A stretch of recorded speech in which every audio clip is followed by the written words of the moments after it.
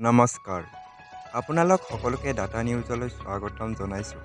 আজিৰ দিনটোৰ গুৰুত্বপূৰ্ণ বাতৰিবোৰ লৈ আহিছোঁ। অসমৰ লগতে ভাৰতৰ বিভিন্ন প্ৰান্তৰ পৰা এনেধৰণৰ খবৰবোৰ চাবৰ কাৰণে আমাৰ চেনেলটো ছাবস্ক্ৰাইব কৰি এটা লাইক কৰি দিব।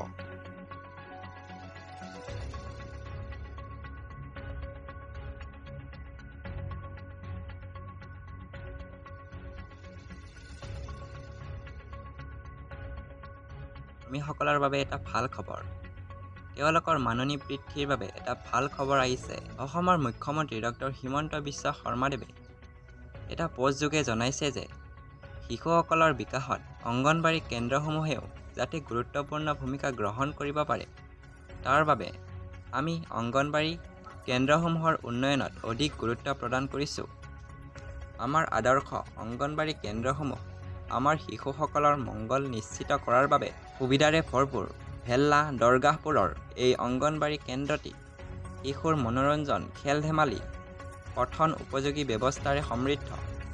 আমাৰ কণমানিসকলৰ বাবে এয়া এতিয়া নিৰাপদ স্থান।